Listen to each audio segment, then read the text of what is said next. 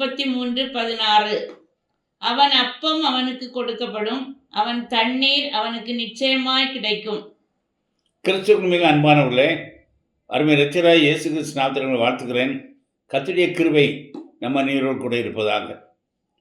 இந்த புதிய மாதத்தின் முதல் நாளில் ஆண்டவர் நமக்கு ஒரு அருமையான வாக்குத்தத்தத்தை தந்திருக்கிறார். ஏசாயா 33:16 நாம் அதை வாசிக்க கேட்டோம். அவன் அப்போ அவனுக்கு கொடுக்கப்படும், அவன் தண்ணீர் அவனுக்கு நிச்சயமாய் கிடைக்கும். ஒரு நிச்சயமான உறுதியை கர்த்தர் கொடுக்கிறார். இன்னைக்கு அநேகர் இதற்காக கலங்கி இருக்கிற நாட்கள், வேதனை நிறைந்த நாட்களில் நாம் இருக்கிறோம். அநேகருடைய வாழ்க்கையில் நாளை தினம் எப்படி என்று சொல்லி தெரியாத அளவில் புலம்புற மக்கள் கூட்டம் அதிகமாக இருக்கிறது. அப்பேற்பட்டவர்களுக்கு கர்த்தர் விசுவாசத்திலே முன்னேறத்தக்கதாக இந்த மாதத்தில் இந்த அருமையான வாக்குத்தத்தத்தை தந்திருக்கிறார். அதன் பொருள் என்னவென்றால், என்ன அருமையான பிள்ளைகளே, உங்களுக்கு எல்லாவற்றையும் அதிலிருந்து காலத்திலே நேர்த்தியாய் தந்து நான் உங்களை ஆசீர்வதிக்க நீங்கள் காண்பீர்கள் என்று சொல்லுகிறார். இது ஒரு நல்ல ஒரு வாக்குத்தத்தம். அந்த வாக்குத்தத்தம் நம்முடைய வாழ்க்கையில் மிகவும் தேவையானது. ஏன்னால் தண்ணீரும் ஆகாரம் இல்லாமல் வாழ முடியாது. எனவே வாழ்க்கைக்கு மிகவும் தேவையான காரியத்தை தந்து நான் உங்களை பலப்படுத்துவேன் என்று சொல்லி தேவன் சொல்லுகிறார். எனவே நாம் அந்த விசுவாசத்திலே அதை பெற்றுக்கொள்ளத்தக்கதாக இந்த வாக்குத்தத்தை நாம் சுதந்திரித்துக் கொள்ள வேண்டுமானால் நம்முடைய வாழ்க்கை ஜெபத்திலும் உபவாசத்திலும் நிலைத்திருக்க வேண்டும்.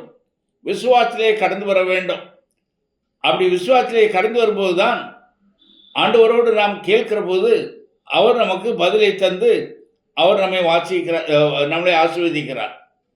உபவாசம் என்பது ஆசீர்வாதத்தை சுதந்திரித்துக் கொள்வதற்கு மூல காரணமாக இருக்கிறது.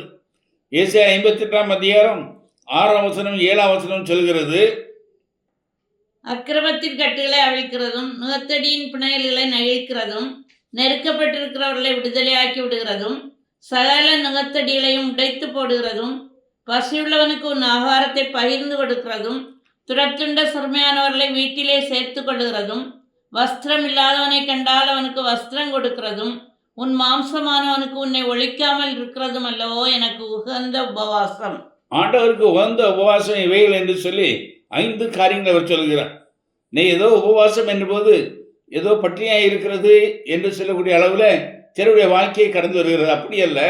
தேவனுடைய சமூகத்திலே காத்திருந்து நாம் ஜெபிக்கிறவராய் மாற வேண்டும். அதே ஏசாயா 58:9 சொல்கிறது, அப்பொழுது நீ கூப்பிடுவாய், அவர் உனக்கு மறுபுத்திரர் அழுவார்.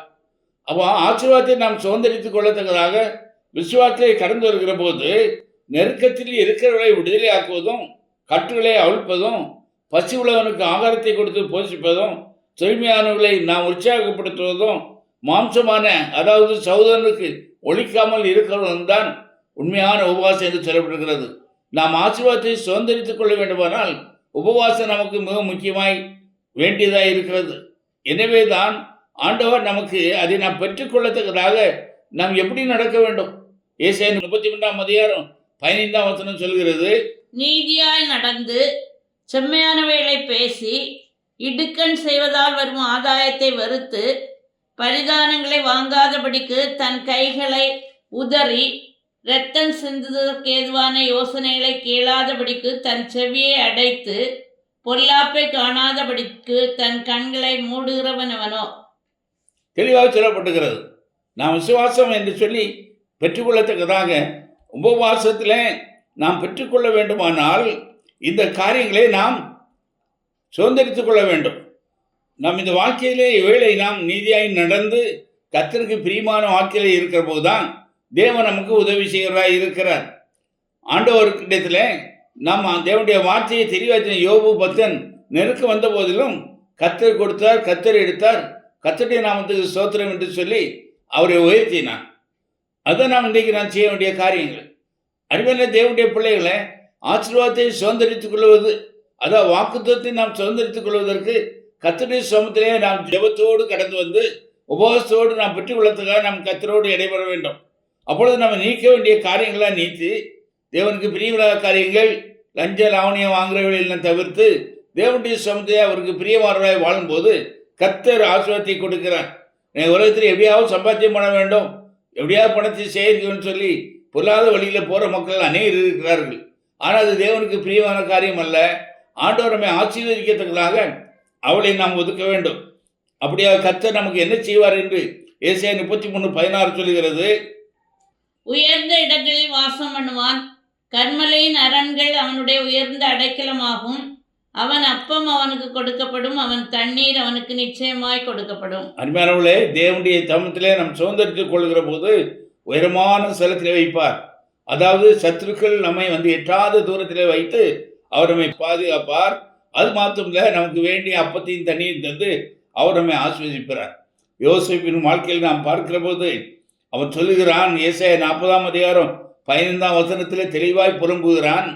என்னை இந்த காவல் கிடங்கில் வைக்கும்படிக்கும் நான் இவ்விடத்தில் ஒன்றும் செய்யவில்லை. தெளிவாக சொல்றான். அவனுடைய வாழ்க்கையில நான் இங்கே வருவதற்கு எந்த தவறும் செய்யவில்லை, அநியாயமாக இங்கே கொண்டு வந்து போட்டு விட்டார்கள். பொல்லாப்பு அவன் விலகி ஓடினான். ஆகினால பொல்லாத வார்த்தைகளை சொல்லி பொல்லாத குற்றச்சாட்டுக்கு உட்படுத்தி அவன் அங்கே போட்டு விட்டார்கள். ஆனால் கர்த்தர் அவனுக்கு உயர்ந்த ஸ்தானத்தை கொடுத்தார். அவருடைய வாழ்க்கையில உயர்ந்ததை செய்தார். மற்றவர்களுக்கு அவன் உதவியாக இருக்க அவர் செய்தார். அருமையான தேவனுடைய பிள்ளைகளை, இன்றைக்கு நம்முடைய அப்பா நமக்கு கொடுக்கப்பட நம்முடைய தண்ணீர் நமக்கு தர வேண்டும். ஆனால் கர்த்தருக்கு உகந்தவர்களாக இருந்து அவருடைய விசுவாசமாக இருந்து வளர வேண்டும். அந்த கிருபையை கர்த்தர் நமக்கு தருவாராக. கண்களை மூடி நாம் ஜெபம் பண்ணுவோம். எங்களை நேசித்து வழிநடத்தி அன்பின் ஆண்டவரே, துதிக்கிறோம், சொத்திருக்கிறப்பா. எங்கள் வாழ்க்கையிலே வாக்குத்தத்தத்தை தள்ளுகிறீர். குறிப்பாக நாங்கள் உங்களுடைய பாதத்திலே காத்திருக்கும் போது இந்த வாரத்துக்கு அருமையான ஒரு வாக்குத்தத்தை எங்கள் தந்திருக்கத்தாவே, அப்பவும் தண்ணீரும் தந்து குறையில்லாமல் எங்களை வழிநடத்துவீர் என்று சொல்லி தெளிவான ஒரு வாக்குத்தை தந்தீர். அதற்காக உங்களுக்கு ஸ்தோத்திரம்.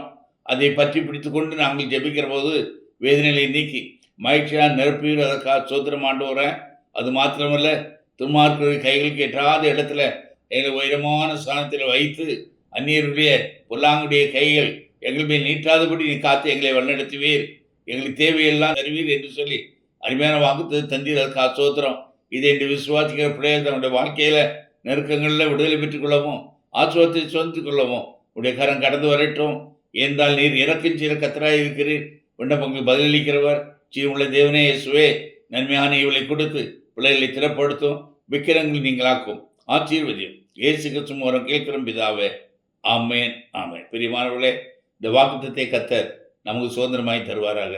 ஆமேன் ஆமேன். ஜெப தேவைகளுக்கும் தொடர்புக்கும் சகோதரர் ஒய்பி தேவதாஸ், யெகோவா ஷாலோம், பெரிய விளை, கொட்டாரம் போஸ்ட் 629703. தொலைபேசி எண் 9442829368. பிரியமானவர்களே, ஒவ்வொரு மாதமும் முதல் வெள்ளி இரவு நாகர்கோவில் பிலிப்ஸ்புரம் சிஎஸ்ஐ ஆலயத்தில் நடைபெறும் முழுகிரவு ஜெபத்திலும், மாதத்தின் கடைசி சனி காலை 10 மணி முதல் பெரியவிளை யெகோவா ஷாலோம் இல்லத்தில் நடைபெறும் உபவாச ஜெபத்திலும் பங்கு பெற்று ஆசீர்வாதம் பெற அன்புடன் அழைக்கிறோம்.